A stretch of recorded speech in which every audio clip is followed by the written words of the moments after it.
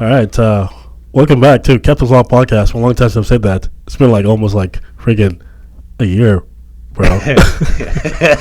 Literally like a year, but maybe more. I don't even know what episode this is. Well, season 2. We'll say this is season 2. I like that. We'll say like it's season. I don't know. Like Joe Rogan doesn't even have a season. He just have like, I think it's like episode like 2000 something like that. Kind of crazy. Wow. Yeah. If we were making Joe Rogan money, we'd be at 3,000. You know how much he's worth? You ever like research like how much he's worth? Like Joe Rogan? Well, you told me the other day, but I don't remember. It's like $160 million or shit like that. I don't know. But it's like he have like bullshit money. He's just a humble guy too. You know, like he doesn't. He seems humble. I don't know, but you still watch him? Or listen, should I say? Yeah, I'm a Joe Rogan fan. Yeah. Yeah. But anyways, ladies and gentlemen, welcome back to CptsLogs podcast. I'm actually happy to be here. If you look, there's a new, we're in a new studio. Different, setup, same context. Yes. CptsLogs podcast, everything aviation and more. So we're still going to talk about, aviation in the sense of basic pilotiness or whatever it is you want to say that. Travel, food, and all that stuff, There's some changes with both me and Mark here, the Mark Attack. We're in different places in our life now, so we can probably disclose a little bit more. I can probably disclose a little bit more than I was willing to the last time I was doing this podcast, but we'll see. It depends on what it is, But sit back, relax, enjoy this flight. We're gonna be level off a flight level 350. The flight should be smooth. We appreciate you taking the flight on CptsLogs airline. See you guys. Buckle your seatbelt. Yeah. Hello, ladies and gentlemen. This is your captain speaking. Apply heading 230. Runway 27 left. Clear for takeoff. Turn right heading 060. Descend and maintain 5,000. Right. So, what's up, Mark? What's new? What's new? Yeah. Holy cow. I don't know if we can cover it in the amount of time that we have right now, but I believe the last time we spoke, I was doing my CFI initial, which has been completed. So Mark is officially a certified flight instructor. I currently have a job at a large funny. flight school here in Phoenix. I was working towards double I, which is instrument training, so I can train instrument students so they can fly with, limited to no visibility. And haven't quite. So you're still working on the double I, or you're getting stands for double I? I was pretty much at the end of double I, and then life got in the way, and I kind of put it on pause. I lost my flight instructor to the airlines, because that's how it works sometimes. And I just haven't picked it back up yet, but it's in the works. So until then, we're going to be instructing private pilot students and getting them, teaching them how to land and take off and not crash. Yeah, that's how it works all the time. Like, you be doing really good, and the instructors, they don't tell you these things, too. They keep it a secret. And then they just, all of a sudden, oh, yeah, by the way, dude, I get a text. Yeah. I'm no longer with. Or no text. Yeah. Just, hey, we're finding you a new instructor. Yeah. Oh, that's cool, man. I've gone through some changes as well. We'll talk about that later on. But I'm still technically with an airline. I'm still flying. No longer flying a wide body. Flying a smaller, not doing the international routes anymore, doing domestic routes. But for now, some few of the things I'm trying to test out in the, being an entrepreneur. And if you guys want to check out, go to Google and Google MLDR and learn about that. Major League Drone Racing. I'm working on that. So the future of sports entertainment. Good stuff. That's my baby there. But we'll talk about that later on as we get forward in this podcast. So we'll call this episode. I don't know. We'll call it episode one. Season 2, episode 1. Season 2. So when does season 3 start? A year ago. Like, I guess, season 1. I guess we can say season 1 was back then. But how will we start season 3? Like, when? I guess it doesn't matter. I guess we can say episode. Yeah. I don't know. You got me. It don't matter. I guess. Whenever we announce, hey, it's season 3, episode 1. Yeah, season 3 episode. Yeah. Yeah. So, what else is going on? Not a whole lot, man. There's a video on YouTube I wanted to talk about. For some reason, it's always like it's been bothering me. I don't know if it's bothering me or whatever it is. There's several videos actually I saw on YouTube. In the GA world, that's always, for some reason, I don't know what it is. Just I don't understand it. Like it confuses me. Like, I know people crash and there's accidents and stuff like that every so often, but sometimes I see it and I'm like, it just doesn't make any sense to me. Like the process. Then again, that's why it's called accident, right? But sometimes you can see an accident is supposed to be something that, like, it doesn't. It just happens out of nowhere, right? Sure. But some of these stuff don't just happen out of nowhere. It's as if it's almost intentionally. The person that's in the act know that they're not supposed to be doing something that they did, and it's almost like it's intentional. You're like, what the heck is going on? But anyways, well, the FAA has a definition between a slip and a mistake. Do you remember what that is from your CFI years? No. So if you study the fundamentals of instructing, you're going to go over the difference between a slip and a mistake.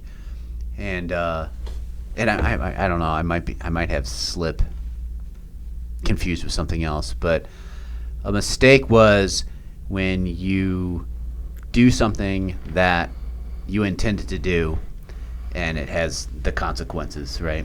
So I intended to do this, and I succeeded, and it caused an error. Whereas a slip is you don't know, and so you did. Oh, it's kind of hard to. I get what you're saying. So a mistake is you knew that if I do A, B will happen. Whereas a slip is I don't understand A and B happens. And I think we've been having a lot of slips lately where people are just making the wrong decisions, thinking that it's the right thing. Yeah. He's also in even like in the aviation, there's been a lot of, like, if you go on YouTube, you see like a lot of planes like you're, the thing is, you see the video with the American airline being tugged, and so there's a video on YouTube. I'll put it up on the screen here once we get the video up. But I'm going to talk about the video when I show you eventually, but I'll talk about this real quick. There's a video on YouTube with American Airline. I think it's like a 737 maybe, being tugged. Okay. And the guy was in front of the airplane, and he was turning to the right, and it wasn't like a 90-degree turn or something like that. Maybe it was more than a 90-degree turn, wherever it is. And so he turned all the way. It might be 130 degree or something like that. I don't know what it is, but anyways, he turned too much where it exceeded the tug's limits, and it broke. Yep. And the tug broke. It broke off the plane. I'm gonna put it up on YouTube here. And the plane, so tug broke off the plane. The plane continued rolling and ran into the tug, and ran into the tug where the pilot was in, and it was stuck in there for an hour or something like that. Oh boy. What am I laughing about? American Airlines, huh? Yeah, but there's been a lot of incidents where there's another one where I don't know, somebody was taxiing and he was probably pulling up to the gate or something like that, and he ran his wing into another aircraft's tail, whatever. I see a lot of videos like that. Well, but it's been increasing. I feel like the experience in aviation is kind of a lot of retirements going on, so there's a lot of new pilots coming in, or we're just getting stupider. I don't know. Maybe that's what. A little bit of both. Honestly, but so I'm gonna talk about that later, and I'll show those videos later. But let's talk about this one real quick. So this video, for some reason, I go and I watch it all the time, If you go on YouTube, it's called Crash Landing. Wait, yeah, Crash Landing and Pilots Flies into Hangar on YouTube. Yes. If you look, Popular video, sadly. yeah, how many views? 887,000 views 3 years ago. You know, Well, let me pause there. Oh yeah, aviation is like one of the weird places where people are willing to tell their stories and share their not so happy moments with others, so we all learn from it. yeah, And I think this is one of those videos, and there's plenty of them out there. But even like AOPA stories, like the safety stories and things like that, is people will share so others can learn and not make the same mistake. yeah. You think he shared this video? I mean, I would assume he's the one who put the cameras in the cockpit, right? Or maybe And at somebody least okayed it. Yeah. Or maybe somebody found it in the debris. Well, he survived. Why am I laughing, dude? It's kind of grim. I mean, things could have went a lot Well, worse. look at this. Like, hey, let's analyze this video. All right, Jamaican bacon here. Let's analyze this video. All right, there's something wrong here. All right, can I play it? Can you guys hear it? I'm gonna talk. So this is him. All right. Okay. I'll show it on the screen here when we put up the video. Okay. Anyways, he's landed, right? Mm-hmm. What aircraft do you think he's in? What is that? Oh, if I remember right, it looks high wing. Oh, it's like Probably a Cessna. probably Cessna. Yeah. So I can't see the video, guys. So Yeah. I'm guessing here, but I'm pretty sure it's high wing. Yeah. I'll put it up. This is And- what we need. We'll put it up on the thing here pretty soon. But yeah, it looks like a Cessna. He was coming in. It looked like he was on center line when he was lining up. Can you see it on your phone? Oh, I can see it in my head. Well, it looks like he's on center line when he was lining up, and then, he started drifting off to the to the what? To the left. Yeah. So he was on center line. Was coming in for an approach. He was over the runway. He started drifting off to the left, and then He tries to go around, if I remember right. yeah, he was literally off the runway. Like he was like almost in the grass. Yeah, and he's like, okay, this is not working out, man. I'm out of here. But then it seemed like, what is it? Left? Is it? Yeah, left turning tendency is what. Yeah, which doesn't make any. This is why this doesn't make any sense. Cause okay, so I guess he's trying to kind of like left turn tendency, and he just jammed the rudder in there to the right. Well, yeah. Well, no, because if you look at the video, his legs never move. So what's going? The aircraft turned completely right, 90 degrees. Yeah. So the aircraft turned to the right, 90 degrees. So now he's in the dirt, bumping around. I don't know why. This is part I think he's just funny because he's like, ding, ding, as he's rolling, and he's in the dirt. But I think there's a point when these things are happening. He's probably having like an outer body experience at this point. You know? Oh yeah. Yeah, like he's looking at all this stuff happening, and he's like, "What the hell's going on?" And he's like watching it and watching himself doing it. I know that you want to go back to CFI stuff and the fundamentals of instructing is the difference between anxiety and stress. And stress is good, right? It can be good. It creates you to be more alert. You usually have quicker reaction time. You kind of focus a little bit more on what's going on. But if you exceed this threshold, then stress just completely blocks everything, right? And now you go into like almost like a blackout. Yeah.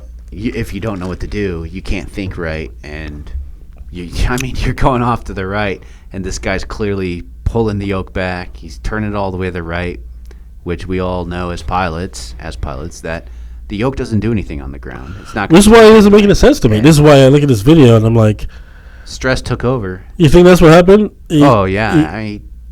Yeah, for sure. Well, so okay. At this point, he's in the dirt, and the runway is perpendicular to him behind him. Sure. I don't know why I'm laughing. So he's not even anywhere close to anything, and you can tell that, like I said, he's in an out-of-body experience because he's like, okay, I need to get out of this situation, but in his mind, I think he believes that he can get out of it. You know, he's trying to work his way out of it. It wasn't until if you look at the video, there's a point when he realized that, you know, when they say is that at this point I realized that he just fucked up. It was at this moment that he knew. Because you see it on his face when he realized. Yeah. You realize the hangar is coming. It's right there. I'm flying, and there's nothing. It doesn't matter what I do.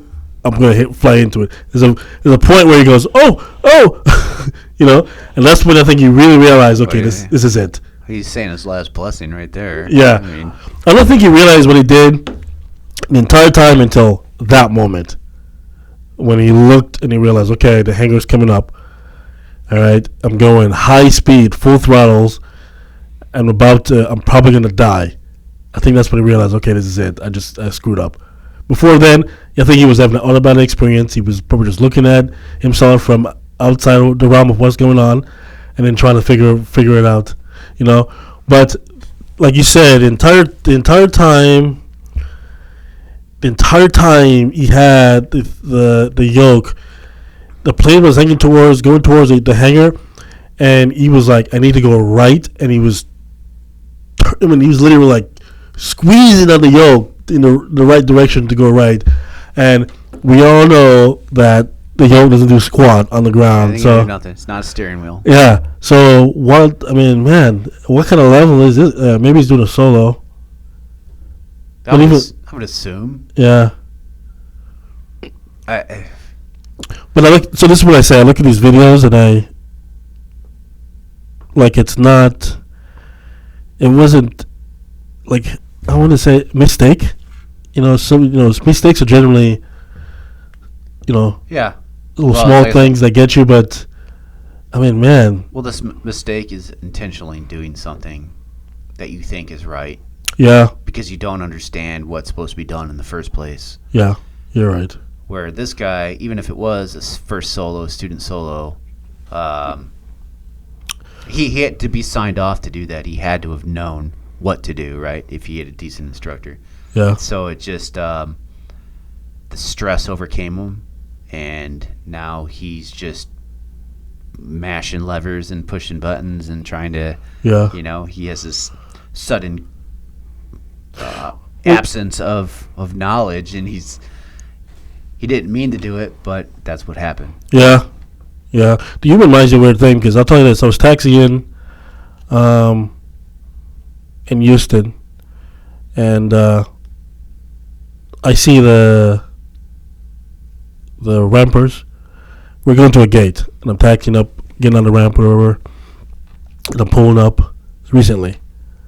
And I see the ramper, and he was giving me the hey, like kind of come on or whatever. And there were two. Sometimes the airline will have like a line that you taxi up on to the gate. Sure. Sometimes they have one that they delete or they erase.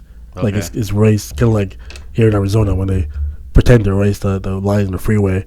That really screws you up. You can't tell which one. Especially with the sun sitting there. Yeah, you can't tell. Am I in this area? You can't tell. 4 lanes and 12 different lines. God. You know. So yeah. So sometimes they do that. But so it was like B something or whatever it is, and when I was taxiing up to it, and then there was a line that it wasn't really erased. It was there. Mm-hmm. And next to that line was a 777, huge wing and everything. And so I see the guy. He was standing next to the line. He was saying to come. Sure. But he was really standing. It was another line that was kind of like 45 degrees from where that line was. Wait, so he was standing at the wrong line? No, just that they both started from the same point. Oh. Okay. Does that make sense? Yeah. Yeah. So you don't. And the only way you would tell is that one says the correct gate number, the other one doesn't. So if you're not paying attention, yeah. But based on where he was standing, it looked like he was saying, "Come to this." Sure. But I'm looking, I'm like, oh, wait, that can't be. Like, it had me like taxiing under the 777's wing. Oh shit. Well, that's normal. No, in my mind, I'm looking at it, guys. I'm like, so I stop and I'm like, that can't be right. There's no way they're gonna have these planes to go under each other. I was like, there's no way, you know. So I'm sitting there looking at it for a second. And I'm like, there's no way. You know, I'm like, since when does the airline just got so Yeah, come on, you're clear. Yeah, and then I look over and I see the other ramper on the other side.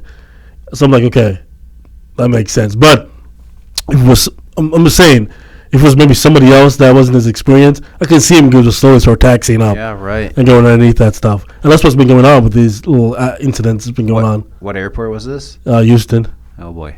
Yeah. Yeah. Ugh. Yeah. In fact, a couple of days ago, we came inland. The FAA was in the back, was watching. I was the captain. The FAA was watching. He was in the jump seat. Okay. And we landed and everything. We taxied around, went to the gate. We got the gate. The rampers weren't ready. Apparently there was a new guy. You can tell the new rampers. So the new rampers were different colors. So the yellow. They're making all like $12 an hour. Well, yeah, probably. Tough job. They don't get paid well now. Oh, yeah. Yeah. That's another story. Another time. It's not. I should definitely talk about that. But go to school. I don't know how to say it. I don't know. Don't be a ramper. We need rampers up. That job should be equivalent to. Oh God, can I even say this? I don't know if I can even say that. Nowadays, you can't say these things. You get canceled. Oh. But there used to be jobs where it's a job that you go as you go to school. It's equivalent. There were jobs like that. Yeah. There still are, but nowadays we can't say that because whatever. But that should be what it is. It should be a job where you go to school to make some. You do it to make some money as you build yourself. It shouldn't be but some people do it. But it is what it is. I'm not a guy that says I'm not a job's a job kind of guy. I believe in building yourself and becoming better. I've quit jobs in hopes to become better. Just the way I am. Sure. But anyways, so you can tell this is in the U.S. wide, by the way, standard. If the ramper is a new, he's wearing an orange vest. So we all know he's a new ramper. So there's a good chance he doesn't know what he's doing. So watch him or watch what he's doing. Watch those taxi lines. Yeah, exactly. If he's in a yellow vest, it means he's at least have the training and the time. Okay. So I think he was in an orange vest because the guy, he was standing up and he was the one waving the wand he was supposed to be the one waving the wand to come up, but the guy was like, hey, and then there's two other rampers on the wing. They're supposed to be watching the wing. Right. Whatever. Yeah. So those guys came out and they were doing their thing, it means you're good. Yeah. And then he had, as a captain as well, you need to know the marshalling signals. You need to know the marshal signals, He had it in slow down, like he was saying slow down. And we're like, the FA's on board too, bro. So we're like, of course. I was like, what is he Good doing? times. Yeah. And then he stops and then picks up his phone and starts scrolling through his phone. Oh, shit. So I'm like, well, I wonder what the training process is for somebody like that. Because it is an important job. For sure. Because they're the same as the luggage guys, right? The baggage handlers. Yeah. Yeah. Same people. That's an important reason why it's an important job. $12 an hour, $13, whatever it is. Either way, they're underpaid to be marshalling in an airplane. Nowadays, a lot of these airports have automatic, taxiing, but still you need those guys to clean the area out, But it is an important job because when they say stop, you don't know. You can't see, right? So you gotta hope they know what they're doing, So. Well, we sat there for like freaking 50. I wouldn't say 15 minutes, but it felt like 15 minutes. Like wondering what these guys were doing. Like is he gonna? And I'm like, hey, I'm like, are we gonna? I'm like telling him, this is what you need to do. If you don't do this, I can't move. Right. And then he was on his phone, bro. FAA is back there. Instagram hashtag failing. If I had taxi in or whatever, violated. Ugh. Yeah, but a lot of this is going on. This is the new generation. This is the new. Maybe people say this. The older generations always shit on the newer generations or whatever, But I can. It's a different. It's a different world, man. These kids are just different. I'm 30. You're 30. I'm 30 something now, and it's like I feel like I can definitely. But when I'm 37. Huh. Yeah, The 40s are calling. Come join us, Richard. I feel it, dude. Come join us. I feel it, bro. Like I feel like I'm just not as smart as I used to be, as sharp as I used to be. I used to be so sharp. Well, yeah, I don't know. I feel like my. I know, like Joe Rogan takes these things that to help you with like mental sharpness or whatever as you get older. But I'm not a pill taker. Never been. Yeah, no, I try to limit. Well, if you're a pilot, you can't just be popping pills anyways, because you never know what's gonna get your medical certificate yanked. Yeah. Yeah. Another incident I want to talk about was that plane that took off on the side of the freeway and flew into the trees. Wait, which? Why? I know why I find this stuff so funny. It's like why? Like I'm like I see that and it's like why? Like why? You know what I'm talking about? He's on the side of the freeway. I don't know. Maybe it was in like. Let's see here if we can find it. Yeah. Was that the one we watched the other day? Yeah. Let's see here.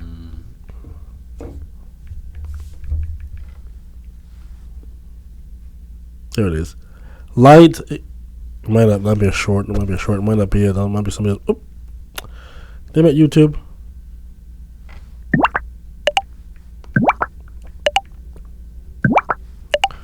Clicks of the iPhone. There's a short on YouTube. It might be somebody else's video, but it says light plane crashes into tree. If we can look it up. But this doesn't make any sense.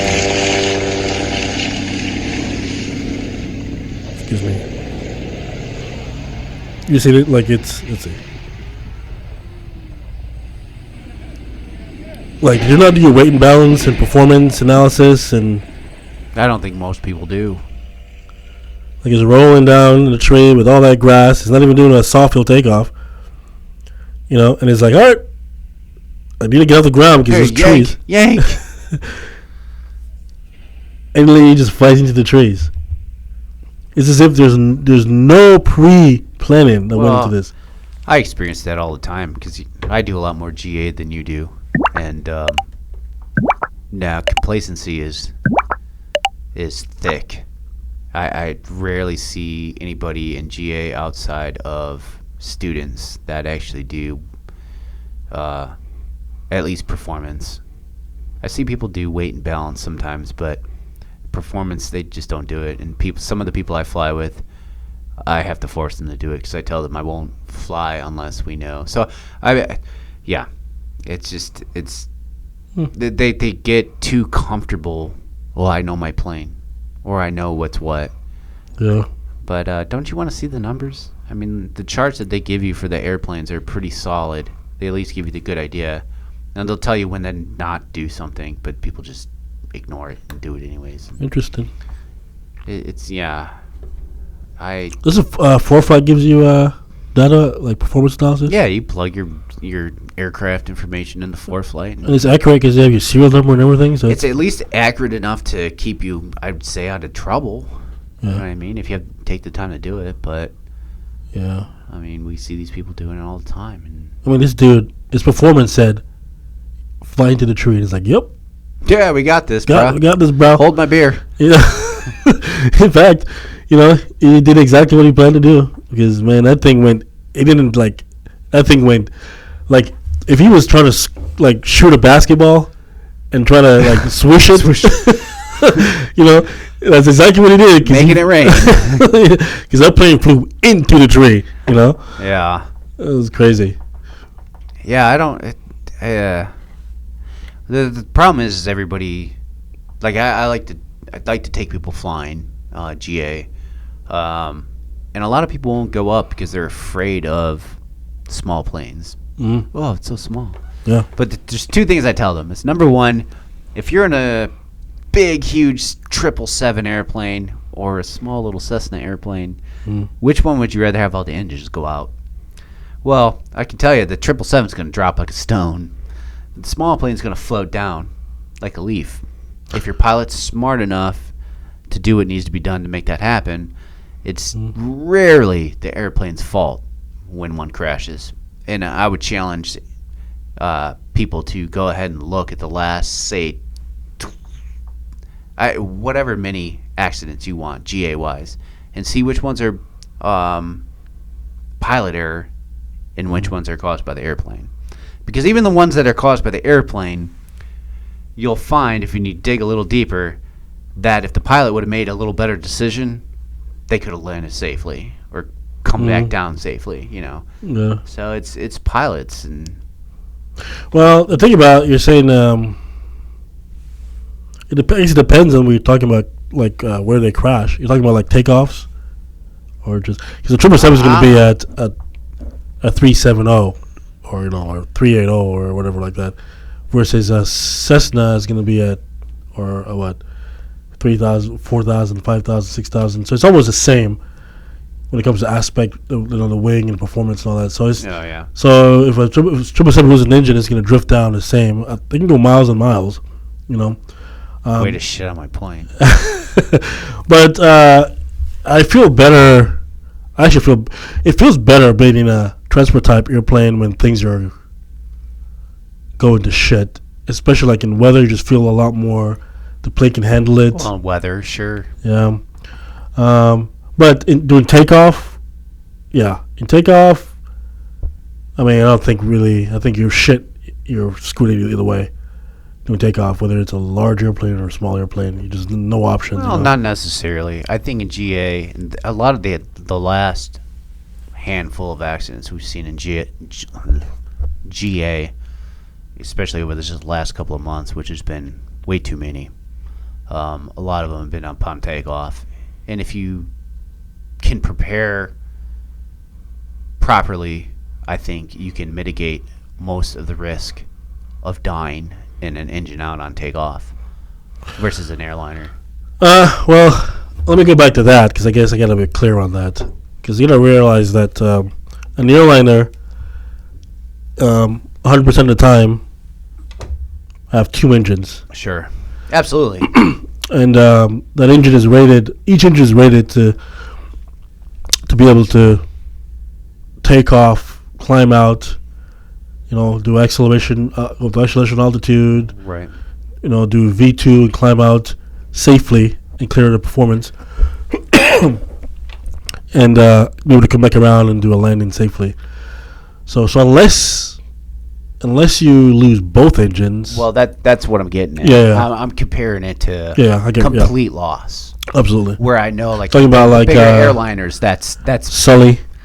Like if you lose both, if you lose both engines on an airliner, God may be calling you home. So it doesn't matter what you do. I mean, there's just no option. But that's what I'm comparing it to, like complete power loss. Yeah. In a small plane versus big plane. Absolutely. But yeah, and aside for that, complete power loss on a 777 versus a Cessna 182. You're not landing a 777 on a road, right? At least you have some options with the smaller plane. Yeah. But that's what makes us feel safe and should. In the airliner is that they're tested for this, and if you lose two engines, it's just a horrible day. Yeah. But most of the time, you're going to lose one, and you're going to be okay. Yeah, it's just unlikely that you're going to lose both unless you hit birds, large birds. I don't know what would cause you to lose. Yeah. God's calling you home. Hallelujah. I mean, I don't know what would fuel freezing up potentially. Yeah. I don't know. That's a very. It depends on. But again, that would be pilot error, right? You should. It is. You should. Yeah. There's a temperature. I think most aircraft is like 37. Was it minus 37 degrees Celsius? If the fuel gets to that point. I don't remember what fuel freezes at, but jet fuel, there's a limitation for most aircraft. There's usually that temperature. It's like minus 37 degrees, which is pretty freaking cold. Yeah. So if you're going, it's negative 102. We got this. Let's go. Well, because it's that cold outside doesn't mean that the fuel. I mean, they have a bunch of crap in the fuel that helps with the fuel doesn't freeze over and all that stuff. But I just but you're right. I mean, and the thing is, you trust your performance. You get your performance. You have V1. And you trust that as a captain.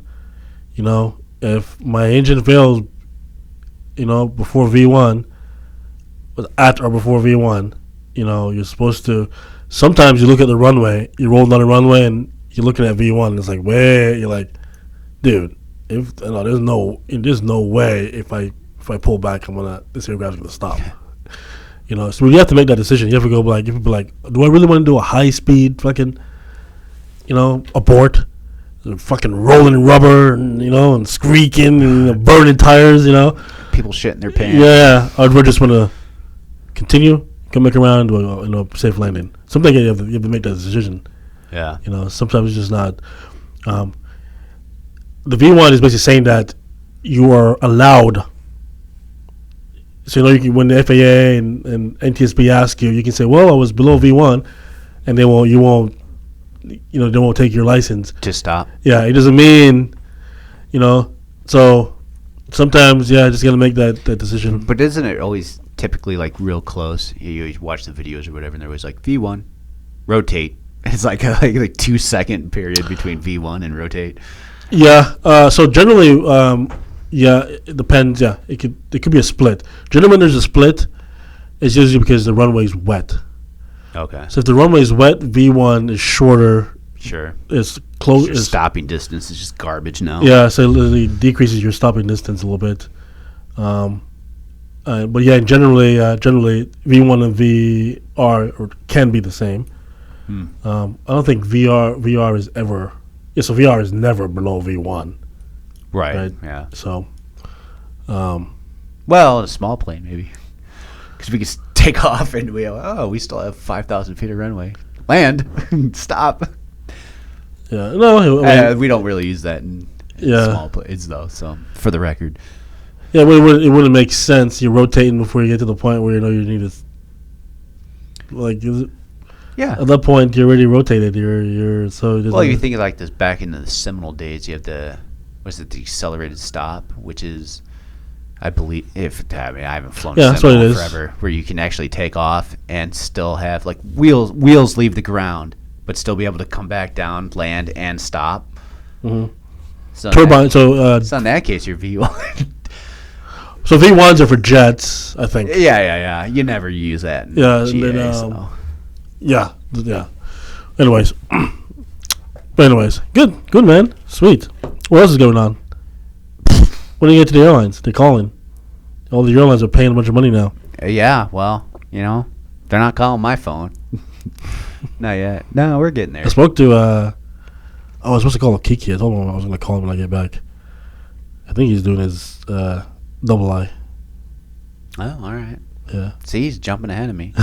If you guys remember, you look back in some of our past episodes and find out who Kiki is. Yeah. Well, cool. That's good. So he's going to work at the school, or? I think so. I think that's his plan. Right on. Yeah. All right. That was a good talk, man. Yeah. Well, let's touch with some of the guests that we have coming on here that we were planning on. Yeah. So, ladies and gentlemen, this is Jamaican Beacon speaking. You can't even see me. But I don't know, just some airline people, some airline pilots, wide body, regular body, small body, regional type. You have an FAA guy, potential FAA guy coming in to talk. An ALPA union rep individuals come in just to talk to us. I'm still working on the guest list, but expect some great content. We're ready to be entertained, get some good insights, into the future of aviation and travel. COVID is no longer a thing, thank God. Yeah, I believe for now. Yeah, you think they're trying to bring that stuff back? Kind of feels like it sometimes. Not for me though. I'm done. Well, I think you have to. I think I was gonna go to Japan with this girl, and we had to get. Oh man, did I get it? No, I got tested. We're both like not like I've had 2 Moderna, and I'm like done with that shit. Like I'm not taking it. Like I said, I'm anti-pill. I'm not anti-pill. I just don't like putting stuff in my body. Sure. You know. Me too. So we needed to either we get Japan requires to have all 3. Oh shit! Still. Yeah. Huh. So you have to have all 3, or have a COVID test that says you're negative, and it has to be a specific test. Well, I'll do the test. Yeah, I forget what it is. So we did the test within the time frame. This is we're negative or whatever. When was this? This was April. I'll text her and ask her. Oh, so somewhat recently. No, it wasn't recent. It was this year, but I didn't go to Japan. Like the trip didn't happen, but we went through the entire process and everything. She went. Long story. Long story. Yeah, next podcast, people tune in. Well, I had to do the drone racing stuff, and it's a long story, but I'll tell you what happened. But anyway, you meet her anyway, but it's really fun. But that's good. COVID's no longer a thing. Well, I don't know. It's been a while since I've done international traveling. Anything crazy. So. It wasn't when I went. I went to Scandinavia over, was it May? So I went to Norway and Sweden and Finland, stop in London. We didn't have to do anything. Oh, nice. So. Very nice. Okay. Freedom. Yeah, man. God, thank God. It's funny now because I see a lot of guys, the company I used to work with, they're in Japan now. And Japan was always a big thing for me, but it was always closed down during COVID. Oh, that's right. And now all these guys are like enjoying it and everything, and I'm fucking pissed, man. Now you're doing domestic flights. But yeah, well, Houston, baby. Woo! But now, I'm gonna start traveling. Like CptsLogs, World Explorers is gonna start coming back up. I'm gonna start doing my short videos again. My short videos I used to do, getting like short stories. Yeah. I'm gonna start carrying my camera on my trips. I can't do certain things because the airline don't allow it, but I'll do small clips of the cockpit, small clips of nothing crazy, right? Because you're not allowed to do it. But I'll we'll do some trips, do some flying, do some traveling, do some eating. We need to get back up in the Cirrus too. It's been a while. I don't even know if I'm qualified to fly that thing anymore. Wow. Let's get that done. Yeah, I don't even know. That was fun. Yeah, I don't even know if I gotta go back and get I've just been so busy with the MLDR, man. MLDR has been taking up I spent all day yesterday and the day before, other than when I was with you. Well, nobody knows what that is, so one of these times you're gonna have to announce the big MLDR. I'll put it on the link here so you guys can watch the video. Check it out. It's pretty sweet. Yeah, Major League Drone Racing: The Future of Sports Entertainment is very cool. But right now we're booking a bunch of dates, so we're good with a bunch of stuff. So we'll talk about the Major League Drone Racing USA tour, which there's a bunch of series in there. And right now we're partnered with the Wounded Warrior project. By the way, Major League Drone Racing is a veteran-owned organization, but we're gonna be doing the Wounded Warrior series, championship series. We're gonna be touring the entire country and doing professional drone racing and to benefit the Wounded Warrior. So. That's awesome. Stay tuned in. Yeah, the Wounded Warrior. I mean, that's a big thing for me because when I was in Iraq, my biggest fear was not dying. Sure. Yeah, I mean, my biggest fear was losing my limbs. Yeah, I was going to say, crippled. Come home in one piece. Yeah, so they provide lots of services for the military, especially the ones that have been through that. Yeah. So I'm willing to help that out a lot if I can. Absolutely. Yeah, that'll be something I'll be proud of doing. Plus, we'll build our brand. We'll do some racing. It'll be fun for the pilots, fun for the company. But that's something I'll enjoy do. That's definitely something I believe in. So I spoke to a few people that are from the organization. They were very nice. So. Right on. So stay tuned for more episodes of CptsLogs Podcast. I am Richard Slow, Jamaican Bacon. Once again, we got the Mark Attack. Mark Attack. What do you have for the people? Do you have a Mark Attack? Was it on the mark? On the mark. Do you have an on the mark plan for next I don't episode? have one prepared today, but next episode. Yeah, for sure. Yeah. Yeah. On the mark. Yeah. On the mark. I gotta bring that stuff up, man. I'll start revamping up all that stuff, bring up editing and everything, start advertising. Yeah. Yeah. So, good episode. Yeah. All right. Looking forward to some guests and Yeah, we'll get some next episode. I'll have a guest. I'll try. There's one guy. He's an Alpha guy. I think he's ready. I'll talk to him, so we can get him on. And he talked. It's funny. He told me because he's a guy they initially directly call if the pilots they do something they screw up on. mm-hmm. And a slip or a mistake. Yeah, and it's like, but sometimes it's like, oh God, the things they do. So it's funny. Yeah, it'll be interesting. Yeah. All right, guys. Watch us on YouTube. We'll be on Rumble as well. TikTok pretty soon. Twitter. CptsLog. X. It's not Twitter shit, anymore. X. Yeah. What is with him on those one letter things? I don't know, dude. It's Elon Musk. He does whatever he wants. Yeah. I'm a fan of Elon Musk. So I like him. You know what? He gets stuff done. You definitely have some execution skills. Indeed. Yeah. He gets stuff done. Execution? Yeah. Sure. Yeah. That works. Execution? Is that the word? Execute? Whatever. He gets it done. He gets it done. I mean, $250 billion or something. That's gonna be me. That's gonna be me. End of next year, guys. And I'm gonna keep being Richard's friend. I'm gonna fucking squeeze that teat as far as That's I gonna can. be me. I'll be a billionaire soon. Let's watch. Remember this day. Today's my mother's birthday, by the way. So go on Happy YouTube. birthday, Mrs. Jamaican Bacon. Yes. Say hi, happy birthday to my mother. But October 7th, remember me, I say this. It's funny, I was watching a video and they were like, why is 7 a special number? 7 days in the week. It's 7 music it's from the chords. Bible, man. Yeah. 7 continents. 7, what else? 7 Sins. sins. 7 sins? Oh yeah. 7 sins is what, what are the 7 sins? Put me on the spot. Take the camera off.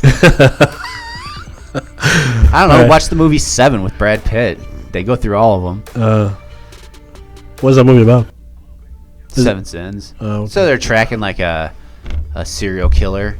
Oh, I got you. Oh, and got you. each one's like the serial killer is killing somebody who's committed one of the 7 sins. Oh, okay.